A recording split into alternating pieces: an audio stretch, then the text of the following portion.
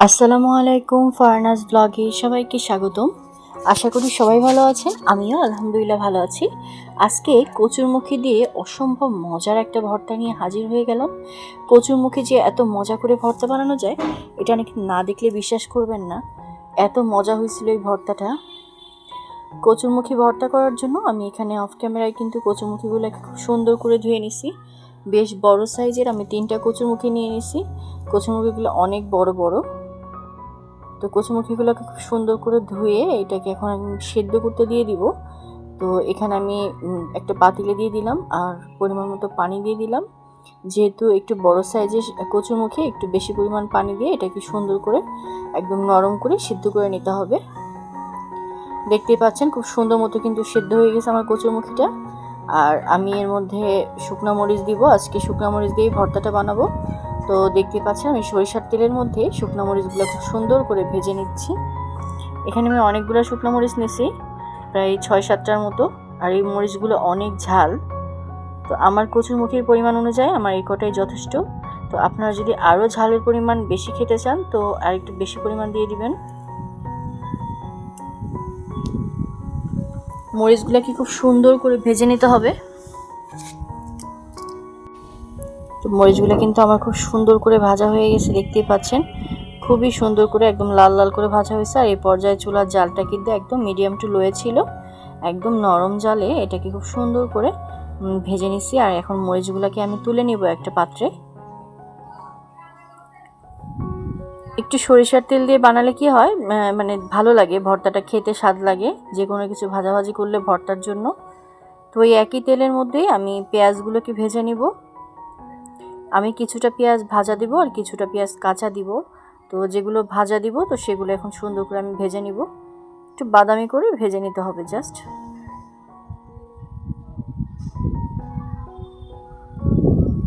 এর মধ্যে দিয়ে দিলাম দেশি রসুন, 4 কোয়া দেশি রসুন।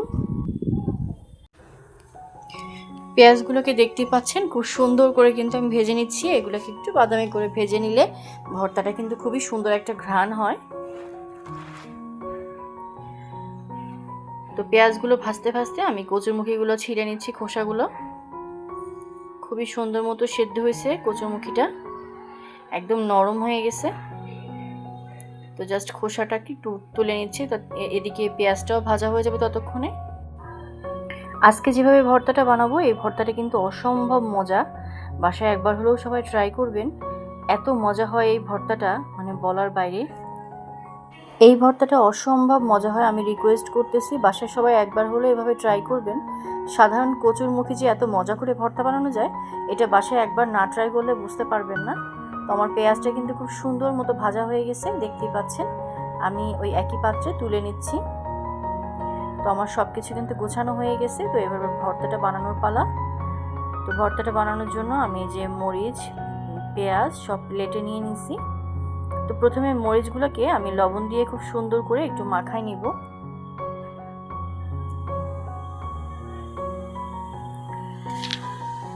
খুব সুন্দর করে একদম মিশিয়ে নিতে হবে লবণটা দিয়ে মরিচটাকে। তো এবার রসুনগুলোকে আমি মাখায় নিব মরিচের সাথে। রসুনগুলো কিন্তু খুবই সুন্দর মতো সিদ্ধ হয়েছে, একদম নরম হয়ে গেছে। তো এর মধ্যে সামান্য পরিমাণ আমি তেল দিয়ে দিব, সরিষার তেল। সরিষার তেলটা বেশি লাগবে না, অল্প পরিমাণ দিলেই হবে, কারণ এই ভর্তাটা এমনিতেই অসম্ভব মজা হয়।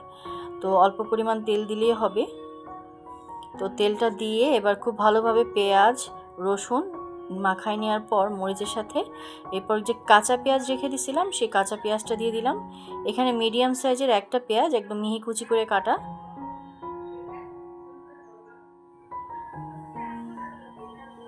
খুবই সুন্দর হয়েছে, একদম মানে খুব সুন্দর মতো মিশে গেছে। তো এবার এই যে কচুটা যে সেদ্ধ করে রাখছিলাম কচুর মুখিটা দিয়ে দিলাম।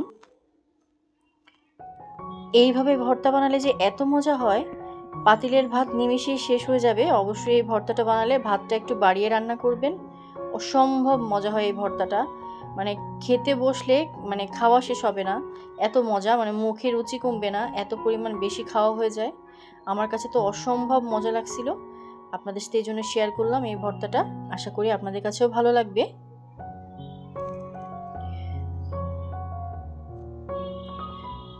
দেখতেই পাচ্ছেন ভর্তাটা কিন্তু একদম রেডি। আমি একটা বাটিতে তুলে দেখাচ্ছি।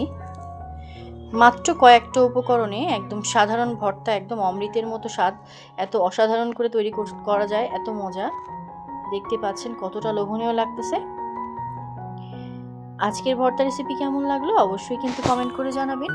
রেসিপি ভালো লাগলে একটা লাইক দিয়ে দিবেন, আর অবশ্যই আমার চ্যানেলটি সাবস্ক্রাইব করে সবাই পাশে থাকবেন। পাশে থাকা বেল বাটনটা অন করে দিবেন যেন নতুন কোনো রেসিপি ছাড়ার সঙ্গে সঙ্গে সবার আগে পৌঁছে যায় আপনার কাছে। তো আজকের মতো এখানেই বিদায় নিচ্ছি। সবাই ভালো থাকবেন, সুস্থ থাকবেন। পরবর্তী রেসিপি দেখার আমন্ত্রণ জানিয়ে সবাইকে আল্লাহ হাফেজ, আসসালামু আলাইকুম।